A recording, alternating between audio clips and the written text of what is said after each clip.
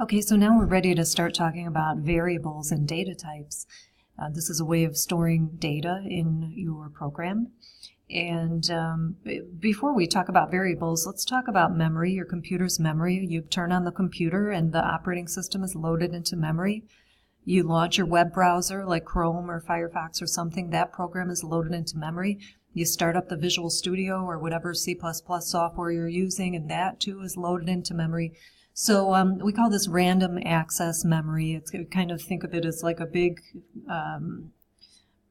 repository of fluid memory. Okay, and so when you are working when you're coding, when you're working in C++, obviously you're going to run your program. Your program runs in memory, and often you'll have to store values, and you're going to have to reserve little pieces of memory to hold those values, and those little pieces of memory are called variables. Those are named memory locations. So for example, if you can imagine, this is memory, and here's some memory locations demarcated. Let's say each slot in this row here is 1 byte in memory. So if I create an integer variable, I'll call it age, I'm going to put number 19 in it. That will reserve 4 bytes of memory, so I've shaded them in lavender there, and the 19 will go into memory. Okay, then we'll talk about this other one in a moment. So let's just take a look at some code here. So, for example, I have an integer called drinking age. I'm going to put a 21 in it. This is the integer, as we already talked about, will reserve 4 bytes in memory, and the number of bytes in memory will dictate what kind of numbers you can actually put into that location. For example, this is an integer type, so we can only put integers, whole numbers in there, 0, positive or negative, but it can't accommodate a decimal. You would have to use a different data type to do that, which we'll talk about in another video. But basically, the 4 bytes allow you to put approximately negative to positive 2 billion or so, give or take. It's actually this number 2 to the 31st power. That's the limit that you can put into a 4-byte integer type. Okay, so once your value is in the variable, you can access that value by just naming the variable in your code. So this code is going to say you must be 21 to enter when we run this. And then this is getting a little bit ahead of ourselves, but eventually we're going to be doing comparisons with variables. So for example, if the drinking age is greater than or equal to 21, well, let's say this is for a nightclub or something, we'll say come on in, or else we're going to say get lost, get out of here, you're too young. Okay, so I guess I can go ahead and run that real quick. Okay, so we can see, this is the code here, my cout statement, you must be, and then that 21 is coming from my variable. And the rest of it is hard-coded strings. Okay, and then the come on in is from the decision statement that we did. Okay, so moving ahead, that was just the regular integer. If you don't need 4 bytes, let's say I don't need 2 billion, positive, negative 2 billion, that's too much. Let's say I wanted to store the number of students in the class, which is the maximum of 24 typically in a class like ours. So I can do a short int, and that would only reserve 2 bytes of memory, and then the permissible values are approximately negative 32,000 to positive 32,000. Still way more than I need, but I have saved 2 bytes of memory by only going after the short int, the 2-byte integer.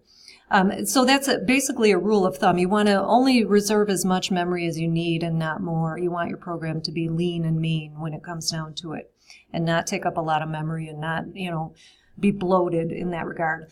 So, yeah, so that we would get the same type of output here. The number of students in our class is 24.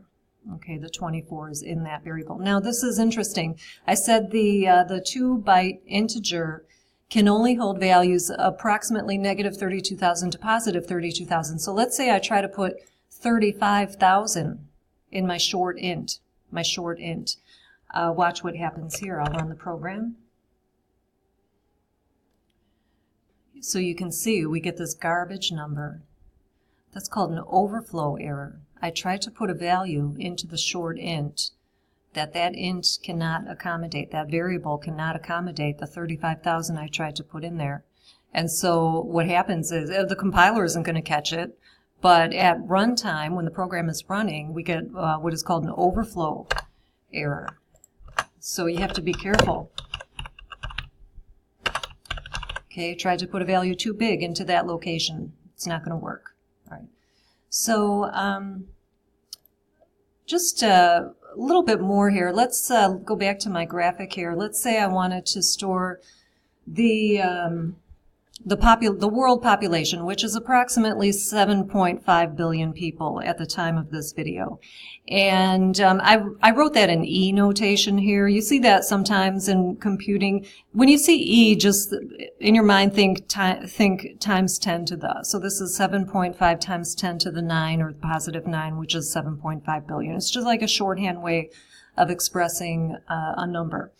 So the world population will go into an integer, okay, and we already talked about the regular integer, the 4-byte integer, which will allow us to store values approximately negative 2 billion to positive 2 billion. That's not going to work here because we have 7.5 billion people. So let me uncomment some of this. Okay, so if I try this, this is a 4-byte, regular integer is a 4-byte integer.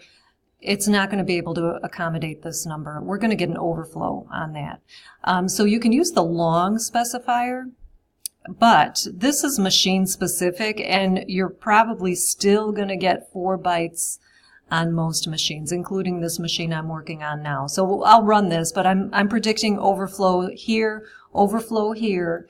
Now, if you do long int, now we're in business. This is going to reserve 8 bytes in memory, and the number is the number that I can put in there is obviously much larger, and I will be able to accommodate that larger number, 7.5 billion. So I've just hard-coded all the zeros there. So this one is going to work. Okay, not sure what the result is going to be printed like. I might get E notation there, which is fine. So let's run that. I'm going to comment these out. We're not ready for those just yet.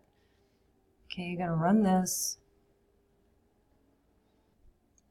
Okay, so just as I predicted, the first two were overflow errors. You see you have the garbage number there. And then the third one, when I did the long int, the 8-byte integer, finally I was able to accommodate the world population of 7.5 billion. Okay, just a couple more of the integer types, and then we'll move on to floating point types in the next video. You can use the unsigned qualifier, make an unsigned int, and that will allow for positive numbers only. And if that's the case, then you get twice as many possibilities like in the positive direction because you're eliminating the negative possibilities. So we said a 4-byte integer would allow you approximately negative to positive 2 billion. Well, if you do it unsigned, you're going to get up to 4 billion in the positive direction because you're eliminating the negative possibilities. Now, the catch is you cannot put a negative in there. Okay, so if I try to turn around and do something like this, I've called the variable pos only, and then if I go and try and put a negative in there, watch what happens when we run it. So this is it. This is the oops here. That was the -8 that I tried to put into the unsigned integer, and I get garbage as a result. And then I have one more thing that we have to consider. Integer types are integer types. They cannot accommodate decimal numbers. So here I have another I called the variable oops, and I put 1.23 into it. That's an integer type. Cannot accommodate the decimal. So what's going to happen here is the decimal is going to be chopped off. It's going to be truncated.